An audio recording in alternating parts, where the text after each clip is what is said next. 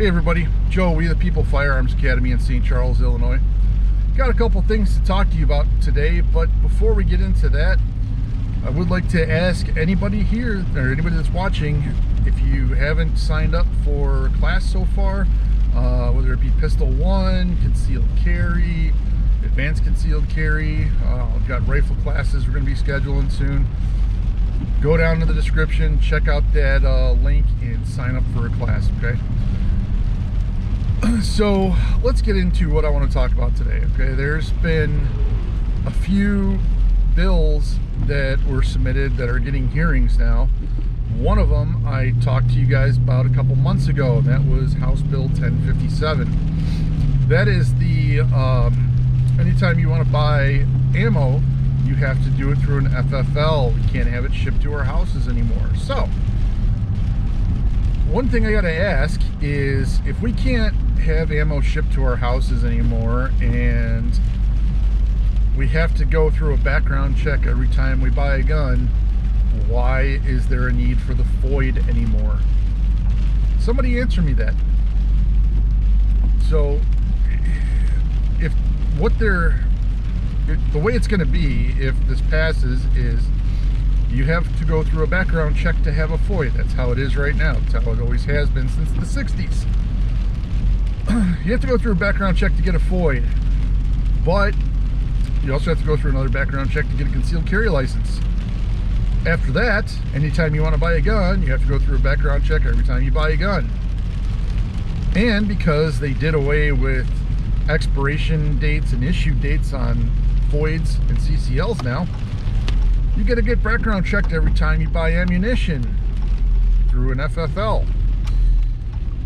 Also, they want to stop you from being able to get ammo shipped to your house.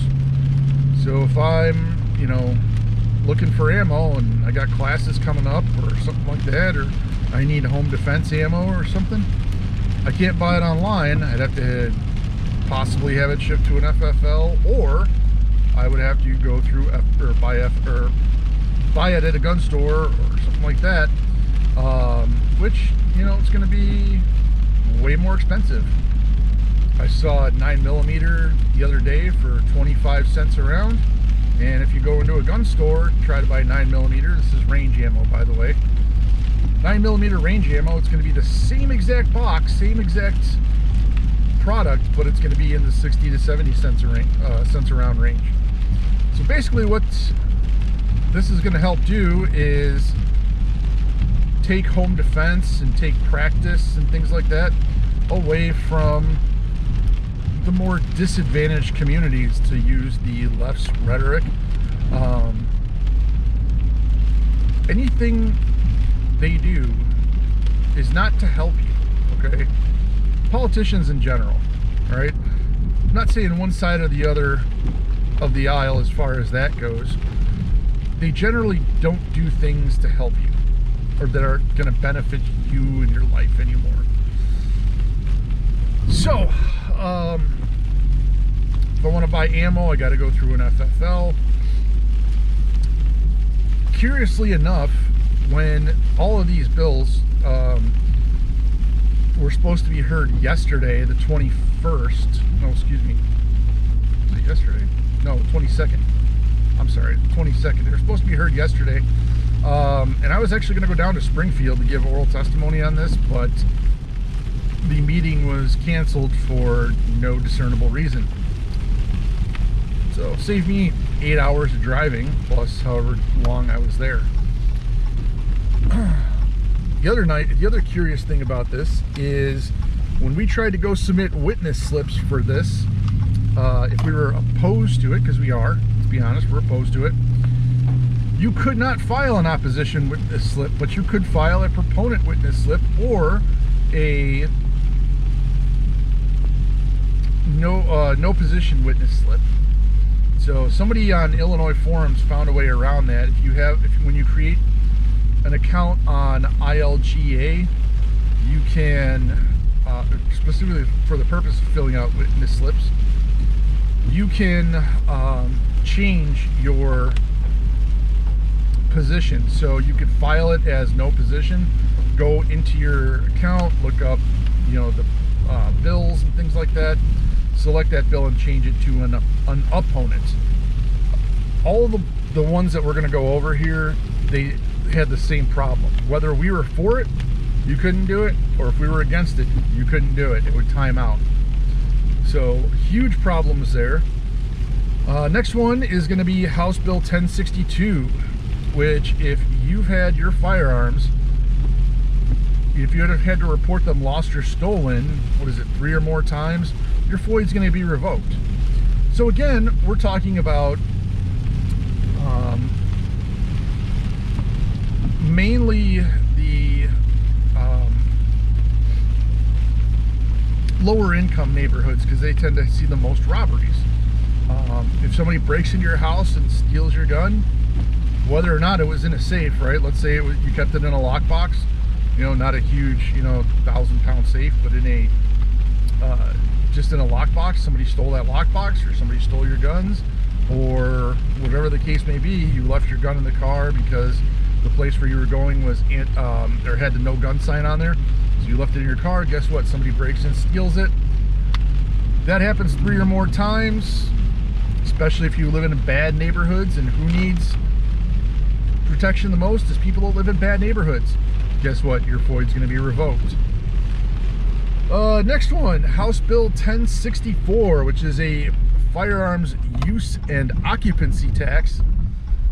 Basically what this is going to do is it's going to put a 3.75% tax on all firearms and all component parts for firearms.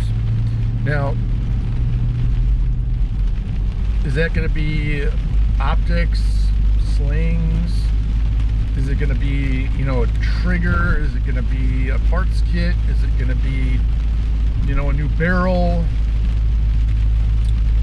If I wanted to put a new pistol grip on something, is that going to be subject to this tax? And what it's going to do is it's also going to set up a Human Services Youth Programming Fund. All right, you heard me, a Human Services Youth Programming Fund. So my first question is, why do we need a fund to help program youth? What are they programming them for? Are they programming them into believing that guns are bad? If so, why are we using the tax dollars you gained off the purchase of my gun to indoctrinate the next generation into believing that guns are evil? So that's kind of BS all in itself. The next bill we're going to talk about is House Bill 1270. Now, this is a really good one. This is one we're in favor of. This is the FOID Repeal Act. So we want to get rid of the FOID card. Hang on, sorry. Window is fogging up. We want to get rid of the FOID card. Let's do it. Let's sign witness slips in as proponents for House Bill 1270, because the FOID card is ridiculously dumb. Next one that we're going to talk about, and this is another one that we're in favor of, and that's going to be House Bill 1429. That's going to be the concealed carry on public transport bill. So if you've seen a lot of self-defense clips on YouTube and read news articles about where a lot of crime is being taken place, and that's going to be on public transportation. It's not hard to figure out why,